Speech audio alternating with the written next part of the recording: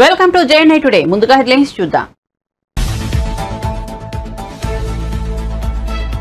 అసెంబ్లీలో బడ్జెట్ ప్రవేశపెట్టిన ఆర్థిక మంత్రి బట్టి విక్రమార్క ప్రజల కోసం ఎన్ని కష్టాలైనా ఓర్చుకోవడానికి తమ ప్రభుత్వం సిద్ధమని వెల్లడి. ధనిక రాష్ట్రంలోనూ ప్రజల కష్టాలకు గత ప్రభుత్వమే కారణమని విసురులు.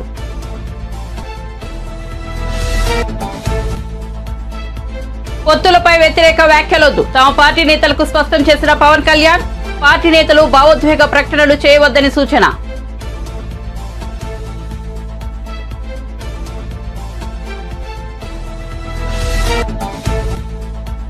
టీఎస్ఆర్టీసీ కొత్తగా తెచ్చిన 100 ఆర్టీసీ బస్సులను ప్రారంభించిన రేవంత్ రెడ్డి. కార్మికులు సమ్మెకు దిగితే కేసీఆర్ కార్మిక సంఘాలను రద్దు చేశారని వెల్లడి.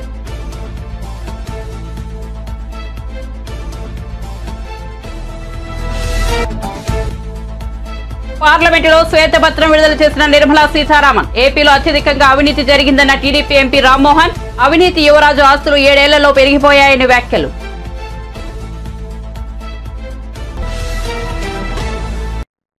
ఇక వార్త వివరాల్లోకి వెళ్తే తెలంగాణ ప్రజల ఆకాంక్షలు నెరవేర్చడమే లక్ష్యంగా రేవంత్ రెడ్డి ప్రభుత్వం పనిచేస్తుందని, ప్రజల కోసం ఎన్ని కష్టాలైనా ఓర్చుకోవడానికి సిద్ధమని ఆర్థిక మంత్రి ఉప ముఖ్యమంత్రి బట్టి విక్రమార్క పేర్కొన్నారు.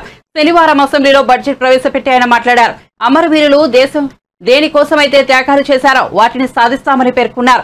ఇనుప కంచెలు బద్దలు కొట్టి ప్రారంభమైన ప్రజాపాలన నిరాటకంగా కొనసాగుతుందని బట్టి చెప్పారు. ధనిక రాష్ట్రంలోనూ ప్రజలు కష్టాలతో సతమతం కావడానికి గత ప్రభుత్వ విధానాలే కారణమన్నారు. కొందరి కోసం అందరూ అన్నట్లుగా గతంలో పాలన కొనసాగిందని బీఆర్ఎస్ పై విమర్శలు గుప్పించారు. మార్పు కోరుతూ స్వేచ్ఛను సాధించుకున్నారంటూ రాష్ట్ర ప్రజలకు బట్టి విక్రమార్క కృతజ్ఞతలు తెలియజేశారు. తమ ప్రభుత్వం మాత్రం అందరి కోసం మనమందరం అనే నూతన స్ఫూర్తితో పనిచేస్తోందన్నారు. 6 గ్యారెంటీల అమలుకు ప్రాధాన్యత కల్పించడంతో పాటు సంక్షేమం అభివృద్ధి ధ్యేయంగా బడ్జెట్ ను ప్రవేశపెట్టినట్టు చెప్పారు. కాగా కాంగ్రెస్ ప్రభుత్వం ప్రవేశపెట్టిన తొలి బడ్జెట్ కావడంతో సర్వత్రా ఆసక్తి నెలకొంది. స్వేచ్ఛ సాధించుకున్న తెలంగాణ ప్రజానికానికి మనస్ఫూర్తిగా నమస్కరిస్తున్నాం. భారత రాజ్యాంగ పీఠిక గుర్తు చేసుకుంటూ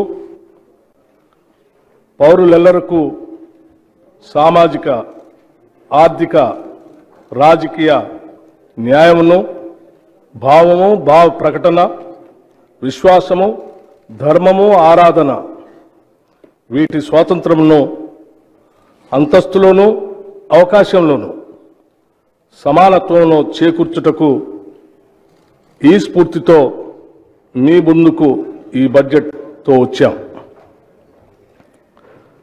తెలంగాణ త్యాగమూర్తులు ఏ ఆశయాల కోసం ఆత్మార్పణ చేశారో వాటిని సాధించడం కోసం, వారి కలలను సాకారం చేయడం కోసం, వాటిని ఆచరణలోకి తీసుకొని రావటం కోసం ఈ సమావేశాల్లో మా కార్యాచరణ మీ ముందు ఉంచబోతున్నాం. కొందరి కోసం మాత్రమే అందరూ బతకాలి అనే నిరంకుశ విధానాలను ఎదిరించిన తెలంగాణ ప్రజలు ఇప్పుడు నిజమైన అభివృద్ధి వైపు అడుగులు వేస్తున్నారు. అందరి కోసం మనమందరం అనే నూతన స్ఫూర్తితో మన చిరకాల ఆశలు, ఆకాంక్షలు తీర్చుకోవటానికి ఇప్పుడు సరైన వేదిక ఏర్పాటైందన్న భావన కూడా తెలంగాణ ప్రజల కళ్ళల్లో స్పష్టంగా కనిపిస్తూ ఉంది. ఎందరో యువకుల త్యాగాల పునాదులపై ఏర్పడిన తెలంగాణ 10 ఏళ్ల తర్వాత నిజమైన ప్రజాస్వామ్యం అంటే ఏమిటో రుచి చూస్తున్నది. ఈ నేపథ్యంలో మనం ఈ స్వేచ్ఛ తెలంగాణలో తొలి బడ్జెట్ ప్రవేశపెట్టుకోవటం ఎంతో ఆనందకరమైన విషయం. సమాన అవకాశాలు 54 దరఖాస్తులు వస్తే వాటిలో 14,951 ఇళ్ల కొరకు, 8,927 భూ సమస్యల గురించి, 3,267 పెన్షన్ల గురించి మరియు 3,134 ఉద్యోగ కల్పన గురించి వచ్చాయి. ప్రజావాణిలో వికలాంగులు, వృద్ధులు, మహిళలు మరియు పిల్లల కొరకు ప్రత్యేక కౌంటర్లను ఏర్పాటు చేసి అదనపు సౌకర్యాలు కూడా కల్పించాం. వైద్య సేవల నిమిత్తం వచ్చే రోగుల సహాయార్థం ఆరోగ్యశ్రీ కౌంటర్లను ఏర్పాటు చేశాం. ఒక పోర్టల్ ద్వారా ప్రజావాణి దరఖాస్తులన్నింటినీ నమోదు చేసి అవి పరిష్కారం అయ్యేదాకా వాటిని పర్యవేక్షించడానికి కలెక్టర్లకి, శాఖాధిపతులకి ఆదేశాలు ఇచ్చాం. ప్రజావాణి సక్రమంగా నిర్వహించేలాగా ఒక సీనియర్ ఐఏఎస్ని ప్రత్యేక అధికారిగా నియమించాం. సంపూర్ణ ప్రజా సంక్షేమమే కాంగ్రెస్ ప్రభుత్వ ప్రణాళిక. అందుకే 6 హామీలను ప్రజల ముందు ఉంచి వారి ఆమోదంతో ఈ శాసనసభ వేదిక ద్వారా వాటిని అమలు చేసేందుకు మా ప్రణాళికను మీ ముందు ఉంచుతున్నాం. హామీ ఇచ్చిన 6 గ్యారంటీల్లో 2 గ్యారంటీలను మేము బాధ్యతలు స్వీకరించిన 48 గంటల్లోనే ప్రారంభించి కాంగ్రెస్ ప్రభుత్వ చిత్తశుద్ధిని నిరూపించుకున్నాం. 6 హామీల అమలుకై అర్హులైన లబ్ధిదారుల నుండి దరఖాస్తులు స్వీకరించడం కోసం ఇచ్చిన హామీలు అమలు చేయని ముఖ్యమంత్రి జగన్ వైఎస్ రాజశేఖర రెడ్డి ఆశయాలను ఏ విధంగా నిలబెడతారని ఏపీసీసీ అధ్యక్షులు వైఎస్ షర్మిల ప్రశ్నించారు. మద్యపాన నిషేధం చేశాకే ఓట్లు అడుగుతానన్న జగన్ మద్యం పేరిట దోపిడీ చేస్తున్నారని మండిపడ్డారు. అనకాపల్లి జిల్లా ములగపూడి రచ్చబండ కార్యక్రమంలో ఆమె పాల్గొన్నారు. బిడ్డలు బాగుపడ్డారా? పెద్ద పెద్ద పరిశ్రమలు వచ్చాయా? మన ఆర్థిక స్థితిగతులు బాగుపడ్డాయా? మన రాష్ట్ర పరిస్థితి మొత్తము అర్థమైపోతుంది. ఇప్పుడు జగనన్న గారి ప్రభుత్వంలో కనీసం గిట్టుబాటు ధర వస్తుందా అంటే ఒక చోట కూడా, ఒక రచ్చబండలో కూడా ఒక రైతు కూడా అమ్మా మేము బాగుపడుతున్నాము, మాకు గిట్టుబాటు ధర వస్తుంది, వ్యవసాయం బాగుంది, మేము డబ్బులు చేసుకుంటున్నాము అన్న రైతు రేనేలేడు. మొత్తం రైతులందరూ అప్పుల పాలైపోయారు. ఈ రోజు వ్యవసాయం పండుగ కాదు, ఈ రోజు వ్యవసాయం దండగ. పోనీ బిడ్డలు ఏదైనా ఉద్యోగం చూసుకుందామా అంటే ఆ ఉద్యోగాలు లేవు. జగనన్న గారంటే నాకేం దేశం లేదు, నా రక్తమే. కానీ ఇది సిద్ధాంతపరమైన వ్యతిరేకం మాత్రమే. జగనన్న గారికి రైతులంటే ఎందుకంత చిన్న చూపు, వ్యవసాయం అంటే ఎందుకంత చిన్న చూపు?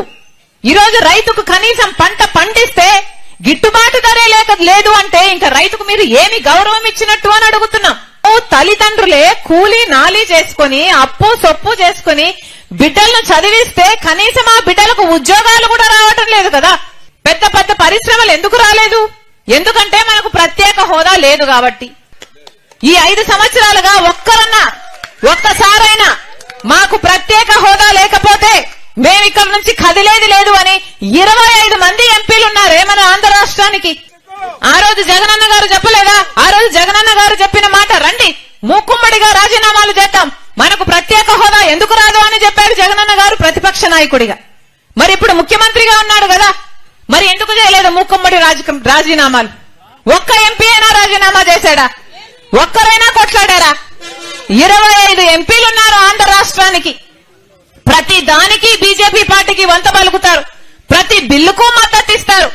ఎందుకని? మన రాష్ట్రాన్ని వాళ్ళంత చిన్న చూపు చూసినప్పుడు, మనకు ఒక్క వాగ్దానం కూడా వాడు నిలబెట్టుకోనప్పుడు మనం ఎందుకు వాళ్ళకు వంగి వంగి దండాలు చేస్తున్నాం? ఎందుకు సాష్టాంగ పడుతున్నారు? ఎందుకు ప్రజల ప్రయోజనాలను తాకట్టు పెడుతున్నారు? మనకే గనక ప్రత్యేక హోదా వచ్చుంటే మనకు పెద్ద పెద్ద పరిశ్రమలు వచ్చేవి. కనీసం పట్టుమని 10 కొత్త పరిశ్రమలే లేవు, మన బిడ్డలకు ఉద్యోగాలు లేవు.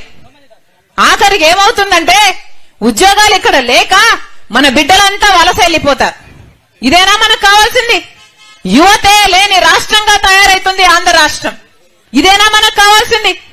ఏం చెప్పాడు జగనన్న గారు? జాబ్ నోటిఫికేషన్, జాబ్ క్యాలెండర్ ప్రతి జనవరి 1 కు వేస్తామన్నారు కదా. మరి ఎన్నిసార్లు వేశారు? ఒక్కటంటే ఒక్కటైనా వేశారా? మరి ఈ రోజు 30,000 ఉద్యోగాలు ఖాళీగా ఉంటే మీరు మెగా డిఎస్సి 25,000 ఉద్యోగాలు ఇస్తాము అని మీరే మాట చెప్పాక, వాగ్దానం చేశాక, ఈ రోజు మెగా డిఎస్సి లేదు, ఒక దగా డిఎస్సి అని 6,000 ఉద్యోగాలకు ఇప్పుడు నోటిఫికేషన్ వేస్తాడట. ఎప్పుడు? ఇక 2 నెలలు ఉంది ఎలక్షన్లు. అప్పుడు ఇన్నాళ్ళు నిద్రపోయారా? కుంభకర్ణులా మీరు? ప్రజల గురించి ఎప్పుడు ఆలోచన చేశారు? మీరా రాజశేఖర రెడ్డి గారి ఆశయాలను నిలబెట్టేది? మద్యపాన నిషేధం అని చెప్పలేదా? మరి మద్యపాన నిషేధం ఎందుకు చేయలేదు? ఏం చెప్పాడు జగనన్న గారు? మద్యం అనేది లేకుండా చేస్తాను అన్నాడు. మద్యం అనేది లేకుండా చేశాక ఆ తర్వాత వచ్చి మిమ్మల్ని ఓట్లు అడుగుతాను అన్నాడు. గుర్తుందమ్మా? మద్యపాన నిషేధము నేను మేనిఫెస్టోలో పెడుతున్నాను, నాకు మేనిఫెస్టో అంటే బైబిల్, ఖురాను, భగవద్గీతతో సమానం అని చెప్పాడే. మరి ఏమైంది? మాట తప్పని మడమ తిప్పని రాజశేఖర రెడ్డి కొడుకు అని చెప్పుకుంటున్నారు. మరి మీరు మాట ఎందుకు తప్పారు? ఎక్కడుంది మద్యపాన నిషేధం? మద్యపాన నిషేధం లేకపోగా ఈరోజు సర్కారే మద్యం అమ్ముతుంది. వాళ్ళు అమ్మిందే కొనాలి. వాళ్ళకి ఎంతకు అమ్ముతే అంతకే కొనాలి. వాళ్ళు రెట్టింపు ధర పెడితే రెట్టింపు ధరకు కొనాలి. వాళ్ళు బూమ్ బూమ్ అమ్మితే బూమ్ బూమ్ కొనాలి. వాళ్ళు స్పెషల్ స్టేటస్ అమ్మితే స్పెషల్ స్టేటస్ కొనాలి. వాళ్ళు మెగా డిఎస్సి కూడా మెగా డిఎస్సి అమ్మితే మెగా డిఎస్సి కొనాలి. జనసేన పార్టీ అధినేత పవన్ కళ్యాణ్ రాజకీయ పొత్తులపై జన సైనికులకు హితోపదేశం చేశారు. రాష్ట్ర విస్తృత ప్రయోజనాల కోసమే పొత్తులు అని పేర్కొన్నారు. పొత్తులపై పార్టీ విధానాలకు భిన్నంగా వ్యాఖ్యలు వద్దు అని స్పష్టం చేశారు. ఈ మేరకు పవన్ కళ్యాణ్ ఒక ప్రకటన విడుదల చేశారు. జనహితానికి రాష్ట్ర సమగ్ర అభివృద్ధికి జనసేన పార్టీ ప్రథమ ప్రాధాన్యమిస్తుంది. విస్తృతమైన రాష్ట్ర ప్రయోజనాలను దృష్టిలో ఉంచుకుని ఏపీ సమగ్ర అభివృద్ధి ప్రజా సంక్షేమం కోసం పొత్తుల దిశగా ముందుకు వెళ్తున్నామని ఆయన పేర్కొన్నారు. ప్రస్తుతం పొత్తులకు సంబంధించిన చర్చలు కొనసాగుతున్న ఈ దశలో జనసేన పార్టీ నేతలు భావోద్వేగాలతో ఎలాంటి వ్యాఖ్యలు చేయవద్దన్నారు. పార్టీ విధానాలకు భిన్నమైన అభిప్రాయాలను ప్రచారం చేయవద్దన్నారు. ఇటువంటి ప్రకటన వల్ల రాష్ట్ర ప్రయోజనాలకు విఘాతం కలిగించిన వారవుతారన్నారు. తెలంగాణ ఉద్యమంలో ఆర్టీసీ కార్మికులది కీలక పాత్ర అని సీఎం రేవంత్ రెడ్డి అన్నారు. ప్రభుత్వ హామీని తొలిసారి అమలు చేసింది ఆర్టీసీ కార్మికులేనని తెలిపారు. టీఎస్ఆర్టీసీ కొత్తగా తెచ్చిన 100 ఆర్టీసీ బస్సులను సీఎం ప్రారంభించారు. ఈ సందర్భంగా ఆయన మాట్లాడుతూ రాష్ట్రం ఏర్పడితే తమ సమస్యలు పరిష్కారం అవుతాయని ఆర్టీసీ కార్మికులు భావించారని, కానీ అలా జరగలేదని చెప్పారు. సమస్యల పరిష్కారం కోసం కార్మికులు చేసిన ఆందోళనలో 36 మంది చనిపోయారని చెప్పారు. నువ్వు ఎప్పుడంటే అప్పుడే మేడిగడ్డ చూసొద్దామా కేసీఆర్ కు సీఎం రేవంత్ రెడ్డి సవాల్ విసిరారు. సమ్మెకు దిగారని, ఆర్టీసీ కార్మిక సంఘాలను అప్పటి నుంచి సీఎం కేసీఆర్ రద్దు చేశారని రేవంత్ రెడ్డి పేర్కొన్నారు.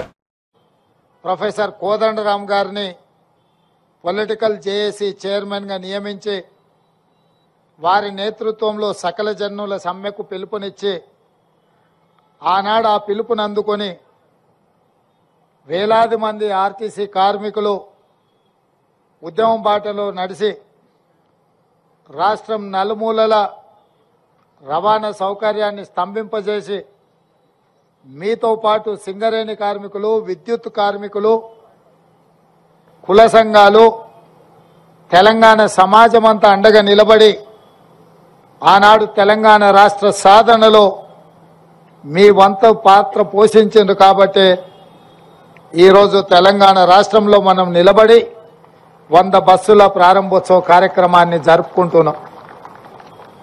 రాష్ట్రం వచ్చినాక మీ సమస్యలన్నీ పరిష్కారం అవుతాయని మీ కార్మిక సంఘాలను పిలిచి ఆనాటి ప్రభుత్వాలు చర్చలు జరిపి దీర్ఘకాలికంగా అపరిష్కృతంగా ఉన్న మీ సమస్యలు పరిష్కారం అవుతాయని మీరందరూ భావించారు, మేము కూడా భావించినాం. కానీ దురదృష్టవశాత్తు తెలంగాణ ప్రజల కోసం తెలంగాణ ప్రజలెన్నుకున్న ప్రభుత్వం కార్మికులను శత్రువులుగా చూసి మీరు తెలంగాణ రాష్ట్రంలో సమ్మెకు పిలిపిస్తే దాదాపుగా 90 రోజులు మీరు సమ్మె చేపట్టిందని నేను అనుకుంటున్నా. రోజు దాదాపుగా నెలల కొద్దీ మీరు సమ్మె చేసినా ఆనాటి ప్రభుత్వం మీతో చర్చలు జరపలేదు. 36 మంది కార్మికులు తెలంగాణ రాష్ట్రంలో సమ్మె సందర్భంగా చనిపోయినరు. కనీసం ఆ కుటుంబాలను ఆదుకోవాలన్న ఆలోచన కూడా ఆనాటి ప్రభుత్వాలు ఆలోచన చేయలే. మీ కార్మికుడే ఖమ్మం జిల్లా వాసి పెట్రోల్ పోసుకొని తగలబెట్టుకున్నప్పుడు అతను చావు బతుకుల మధ్యలో ఉంటే ఓవైసీ హాస్పిటల్లో మేమందరం వచ్చి ఆ కార్మికును పరామర్శించడం జరిగింది. ఆ తర్వాత వారు మరణించడం జరిగింది. ఆ కుటుంబానికి ఆర్థికంగా లోటు లేదు. ఆర్టీసీ ఉద్యోగం లేకపోయినా బ్రతకగలిగే స్తోమత ఉన్నా వేలాది మంది సహచర కార్మికుల సమస్య పరిష్కారం కావాలి, ఆనాటి ప్రభుత్వానికి కనువిప్పు కలగాలి అని ఆ కార్మికుడు ప్రాణత్యాగం చేసింది. అయినా మీ కార్మిక సంఘాలను రద్దు చేసిండ్రు తప్ప కార్మిక సంఘాలతోని ఆనాటి ప్రభుత్వం చర్చలు జరిపే ప్రయత్నం చేయలేదు. మీ సమస్యను పరిష్కరించాలన్న ఆలోచన చేయలే. నాకు తెలిసి ఆ రోజే మీ సంఘాలను రద్దు చేసి మీ కార్మికుల సమస్యలను చర్చల ద్వారా పరిష్కరించని ప్రభుత్వాన్ని రద్దు చేయాలని ఆ రోజే మీరు సిద్ధమైనరు. మీరే ఆనాటి నుంచి ఆనాటి ప్రభుత్వాన్ని రద్దు చేయడానికి బ్రాండ్ అంబాసిడర్లుగా మారి బస్సు ఎక్కిన వాళ్ళను, బస్సు దిగిన వాళ్ళను ప్రతి ఒక్కరిని ఇక ఏమాత్రం ఆనాటి ప్రభుత్వాన్ని క్షమించకూడదు అని చెప్పి ప్రతి ఒక్క ప్రయాణికుడికి చెప్పి ఈరోజు ప్రజాపాలన రావడానికి కాంగ్రెస్ ప్రభుత్వం ఏర్పడడానికి మీరు అత్యంత ముఖ్యమైన పాత్ర పోషించారు అని చెప్పి పిసిసి అధ్యక్షుడిగా ఈ రాష్ట్ర ముఖ్యమంత్రిగా ఈ వేదిక మీద నుంచి నేను చెప్పదలుచుకున్నా. అందుకే మిత్రులారా, ఎన్నికల సందర్భంగా మేము ఎన్నికల మేనిఫెస్టోలో పెద్దలు శ్రీధర్ బాబు గారు ఆడబిడ్డలందరినీ కూడా ఉచిత బస్సు రవాణా సౌకర్యాన్ని ఏర్పాటు చేయాలి అని వారు నిర్ణయించారు. ప్రభుత్వం ఏర్పడ్డ ఎంబడే వారు ఆదేశించారు.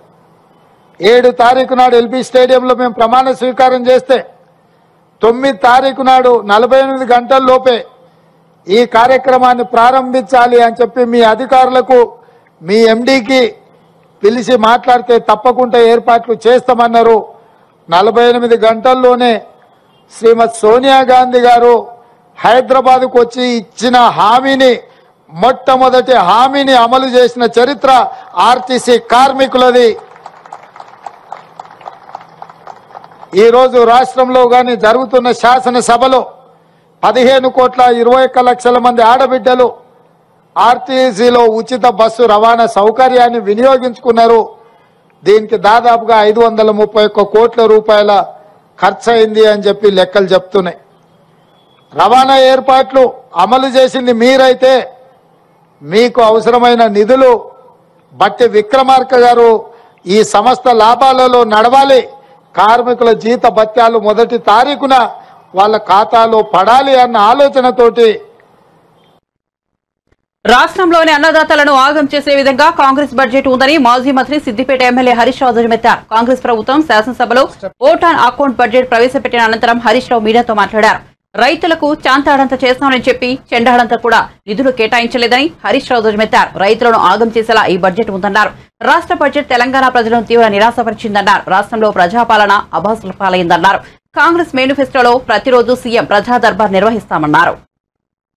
ప్రభుత్వం ఈరోజు ప్రవేశపెట్టినటువంటి బడ్జెట్ ఎంతో ఆశగా ఎదురు చూస్తున్నటువంటి రైతులు, మహిళలు, నిరుద్యోగ యువత, రాష్ట్ర ప్రజలందరినీ కూడా తీవ్ర నిరాశపరిచింది. వాగ్దాన భంగంతోనే ప్రజాపాలన మొదలైంది. ఇవాళ దానికి బడ్జెట్ కూడా అద్దం పడతా ఉంది. మీరు చూశారు, ఈరోజు నిన్న కూడా మేము శాసనసభలో మాట్లాడాం.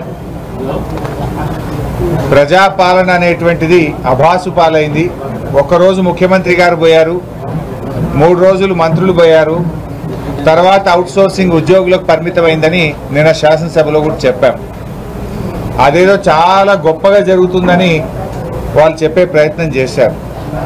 ఇలా మీరు కాంగ్రెస్ పార్టీ మేనిఫెస్టోలో చూస్తే, ఇది కాంగ్రెస్ పార్టీ మేనిఫెస్టో, ఇందులో చాలా స్పష్టంగా చెప్పారు ఏంటంటే, గత కాంగ్రెస్ ప్రభుత్వ హయాంలో మాదిరిగా ముఖ్యమంత్రి క్యాంపు కార్యాలయంలో ప్రతిరోజు ప్రజా దర్బార్ నిర్వహిస్తాం. అంటే సీఎం గారే స్వయంగా ప్రతిరోజు ప్రజా దర్బారు నిర్వహిస్తాం. కానీ జరిగింది ఏంది, ఒక రోజుకు మాత్రమే పరిమితం చేసి ప్రజా దర్బార్కు ఇప్పుడు గతంలో కలెక్టర్లు కలెక్టరేట్లలో తీసుకున్నటువంటి దరఖాస్తులకు దీనికి తేడా ఏమున్నది అంటే, వాగ్దాన భంగంతో ప్రజా పాలన ఎట్లా మొదలైందో ఇవాళ బడ్జెట్ కూడా అదే రకమైనటువంటి వాగ్దాన భంగాలతోనే మొదలైందని చెప్పొచ్చు. కొండంత ఆశలు చూపి గోరంత కూడా చేయని బడ్జెట్ ఈ బడ్జెట్. గ్యారంటీల అమలు విషయంలో ప్రజలకు ఒక స్పష్టత ఇవ్వలేకపోయినారు, నమ్మకం కూడా ఇవ్వలేకపోయినారు. ముఖ్యంగా గౌరవ కేసీఆర్ గారు రైతును రాజు చేసేందుకు కేసీఆర్ గారు ప్రభుత్వం కష్టపడితే, కాంగ్రెస్ పార్టీ ఈ ప్రభుత్వం ప్రవేశపెట్టిన బడ్జెట్ అన్నదాతల్ని ఆగం చేసే విధంగా ఉన్నది. ఎన్నికల ప్రచారంలో రైతులకు కాంగ్రెస్ చెప్పిందేమో చాంతాడంత, బడ్జెట్లో ఇచ్చిందేమో చెంచాడంత. రైతు భరోసా ఇస్తామని చెప్పి ఇవాళ రైతులకు బడ్జెట్లో నామమాత్రపు కేటాయింపు ఇచ్చారు. అంకెలు మార్చి ఆంక్షలు పెట్టి అన్నం పెట్టే రైతన్న నోట్లో మట్టి కొట్టే విధంగా ఈ బడ్జెట్ ఉంది. రైతు బంధుకు రామ్ రామ్ బలికేటట్టు, రుణమాఫీకి మొండి చేయి చూపేటట్టు, పంటల బోనస్ బోగస్ అన్నట్లుగా ఈరోజు బడ్జెట్లో కేటాయింపులు ఉన్నాయి. ఎందుకు ఈ మాట అంటున్నామంటే, ఆర్థిక మంత్రి గారు స్వయంగా బడ్జెట్ చదివేటప్పుడు ఏమన్నారంటే వ్యవసాయ రంగానికి ఈ బడ్జెట్లో 19,746 కోట్లు పెట్టినామన్నారు. ఈ 19,746 కోట్లలో ఎస్టాబ్లిష్మెంట్ ఉంటుంది కదా, జీతాలు ఎస్టాబ్లిష్మెంటే 3,000 కోట్లు పోతుంది. ఇక మిగిలేదంతా 16,000 కోట్లు. మరి 16,000 కోట్లలో రైతు భరోసా ఎట్లా వస్తుంది, రుణమాఫీ ఎట్లా చేస్తారు, రైతు బీమాకు నిధులు ఎక్కడివి, బోనస్ ఎట్లా అమలు చేస్తారు, మరి అదేవిధంగా పంటల బీమా ఎట్లా చేస్తారు, ఫామ్ మెకనైజేషన్కు నిధులు ఎక్కడివి అంటే మొత్తంగా ఈ రైతులకు మొండి చేయి చూపించింది కాంగ్రెస్ పార్టీ. తెలంగాణలో కృష్ణా నదిపై ఉన్న ప్రాజెక్టులను కృష్ణా రివర్ బోర్డు మేనేజ్మెంట్ కి అప్పగించలేదని రాష్ట్ర నీటిపారుదల శాఖ మంత్రి ఉత్తమ్ కుమార్ రెడ్డి అసెంబ్లీలో చెప్పారు. ఈ విషయమై శుక్రవారం ఉత్తమ్ అసెంబ్లీలో మాట్లాడారు. బీఆర్ఎస్ వాళ్ళు ఎక్కడి నుంచి మినిట్స్ ఇచ్చి సమాధానం చెప్పవలసిందిగా మమ్మల్ని అడిగితే ఎలా అని ప్రశ్నించారు. కృష్ణా నదిలో వాటా వదులుకున్నది బీఆర్ఎస్ ప్రభుత్వమే. కృష్ణా నీటిని ఏపీకి తరలించే ఒప్పందం ప్రగతి భవన్లోనే జరిగిందా లేదా కేసీఆర్ హయాంలోనే తెలంగాణ రైతాంగానికి అన్యాయం జరిగిందని ఉత్తమ్ మండిపడ్డారు. ఇప్పుడు కృష్ణా నదీ జలాలపై గౌరవ ప్రతిపక్ష శాసనసభ్యులు హరీష్ రావు గారు, గతంలో ఇరిగేషన్ మినిస్టర్, వారు కొన్ని విషయాలు చెప్పారు. నేను ఈరోజు శాసన సభ ద్వారా యావత్ తెలంగాణ ప్రజానీకానికి తెలియజేస్తున్నా, తెలంగాణ రైతాంగం తెలియజేస్తున్నా, ఈ ప్రభుత్వం రేవంత్ రెడ్డి గారి నాయకత్వంలో ఈ ప్రభుత్వం మేము కృష్ణా నదిపై ప్రాజెక్టులు ఎవరికి అప్పచెప్పలేదు, అప్పచెప్పే ప్రసక్తే లేదు. మీరు ఎక్కడి నుంచో మినిట్స్ తీసుకొచ్చి చదివి మేమేదో చేసినామంటే దానికి మేమెందుకు జవాబు చెప్తాము. ఇంకోటి స్పీకర్ సార్, మీ ద్వారా యావత్ తెలంగాణ ప్రజానీకానికి తెలియజేస్తున్నాం, ఇవాళ తెలంగాణలో కృష్ణా నదీ జలాల విషయంలో తెలంగాణకి అన్యాయం జరిగిందంటే ఆనాటి టీఆర్ఎస్ ప్రభుత్వం వల్ల. ముఖ్యమంత్రి గారు చెప్తున్న విషయం నేను మళ్ళీ రిపీట్ చేస్తున్నా. సాంప్రదాయంగా water share allotment is based on catchment area, is based on drought prone area, is based on population. ఈ అన్ని పారామీటర్స్ లో కృష్ణా నదీ జలాలపై తెలంగాణకి రావాల్సిన 68 to 70% వాటా వాళ్ళు వదులుకొని 2014 నుంచి 2014-15 నుంచి పోయిన సంవత్సరం వరకు తెలంగాణకి 299 టీఎంసీలు, 512 టీఎంసీలు ఆంధ్ర ఒప్పుకుంది గత టీఆర్ఎస్ ప్రభుత్వం. ఈ వాటా ఒప్పుకొని శాశ్వతంగా తెలంగాణకి అన్యాయం జరిగింది మీ ప్రభుత్వంలోనే. ఇప్పుడు ఇది నేను చెప్తున్న విషయం కూడా కాదు. నామా నాగేశ్వరరావు గారు నిన్న పార్లమెంట్ లో అడిగిన ప్రశ్నకి కేంద్ర ప్రభుత్వం ఇచ్చిన జవాబు ఆనాటి 2 ప్రభుత్వాలు ఒప్పుకున్నాయి. This is the biggest damage, serious damage to interest of Telangana farmers. అదేవిధంగా మీరు హరీష్ రావు గారు, మీకు తెలుసు ఎన్ని విధాలుగా కృష్ణా నదీ జలాలపై తెలంగాణకు అన్యాయం మీ 10 ఏళ్లలో జరిగింది. Definitely speaker sir, we should have a separate discussion on Krishna waters in this house. No, let me just summarize. వీరి హయాంలో కేసీఆర్ గారు ముఖ్యమంత్రి ఉండగా తెలంగాణ రాష్ట్రానికి అన్యాయం చేస్తూ ఆంధ్రప్రదేశ్ ప్రభుత్వం రాయలసీమ లిఫ్ట్ ఇరిగేషన్ స్కీమ్ కింద 8 TMC per day 8 TMC per day తీసుకుపోవడానికి వీళ్ళు అనుమతిచ్చిండ్రు.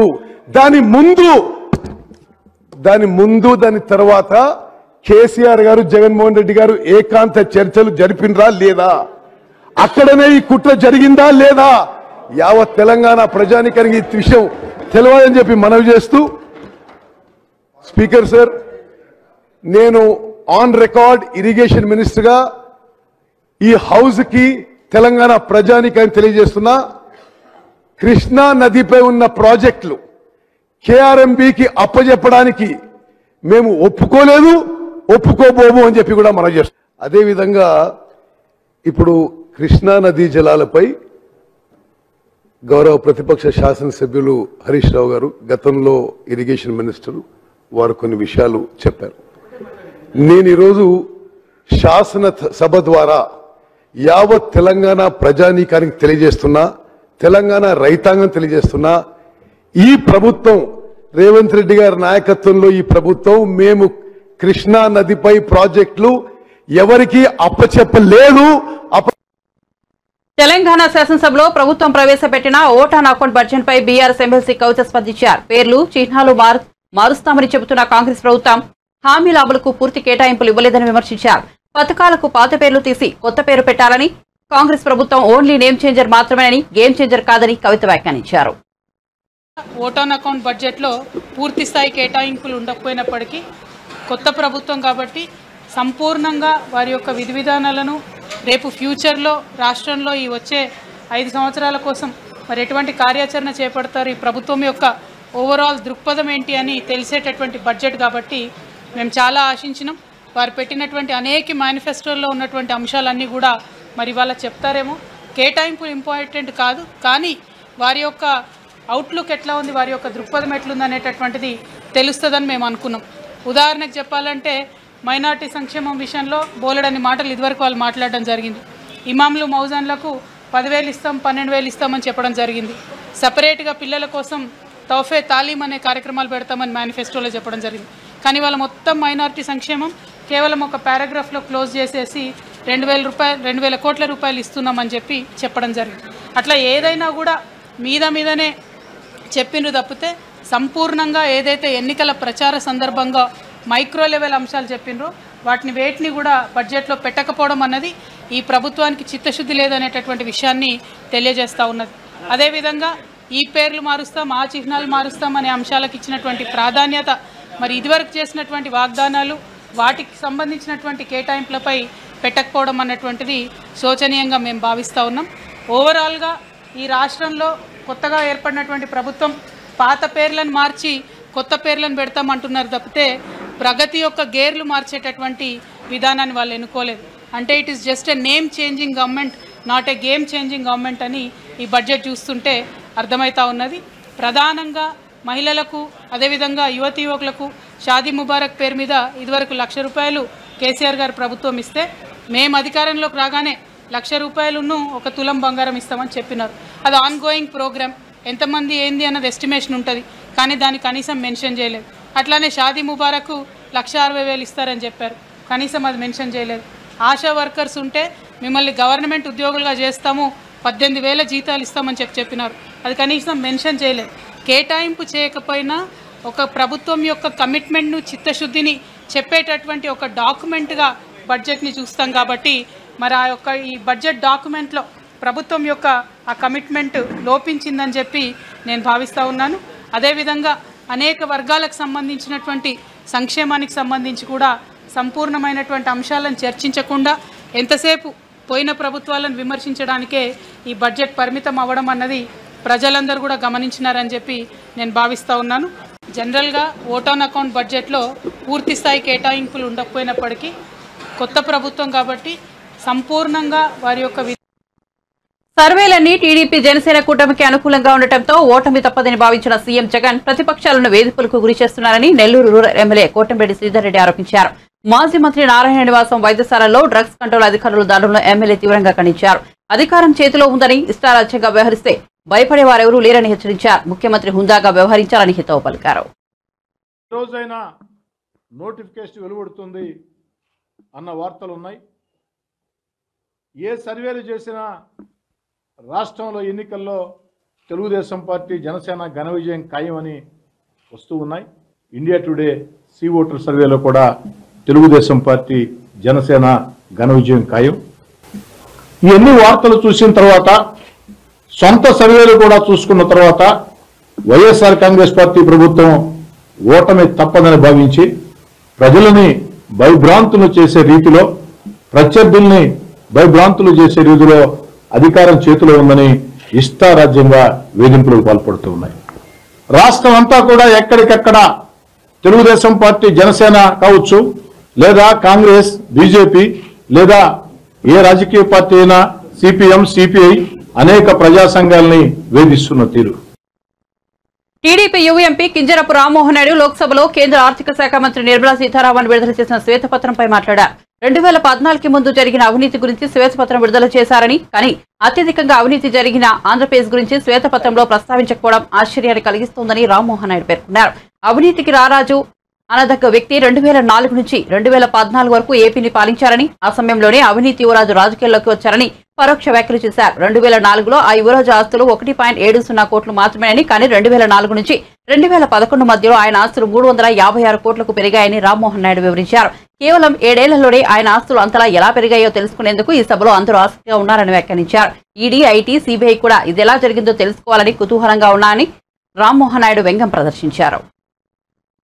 A part of a collective identity, but also in our name. Sir, no matter which part of the country we are talking about, I'm sure each party has a member who is named after Lord Ram. And I can proudly say my before connection with his ideals and morals own if everyone wouldn't have worked together. What is good and what is evil are relevant from education to foreign policy, from governance to communal harmony. Bulletin ముగించే ముందు headlines మరోసారి చూద్దాం. అసెంబ్లీలో budget ప్రవేశపెట్టిన ఆర్థిక మంత్రి బట్టి విక్రమార్క ప్రజల కోసం ఎన్ని కష్టాలైనా ఓర్చుకోవడానికి తమ ప్రభుత్వం సిద్ధమని వెల్లడి. ధనిక రాష్ట్రంలోనూ ప్రజల కష్టాలకు గత ప్రభుత్వమే కారణమని విసురులు.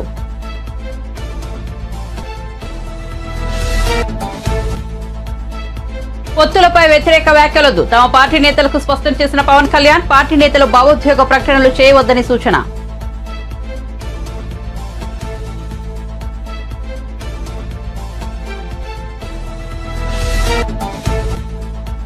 టీఎస్ఆర్టీసీ కొత్తగా తెచ్చిన 100 ఆర్టీసీ బస్సులను ప్రారంభించిన రేవంత్ రెడ్డి. కార్మికులు సమ్మెకు దిగితే కేసీఆర్ కార్మిక సంఘాలను రద్దు చేశారని వెల్లడి.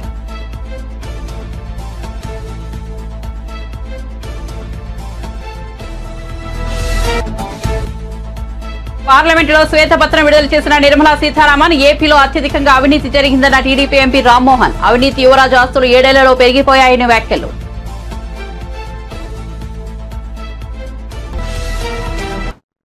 మరిన్ని అప్డేట్స్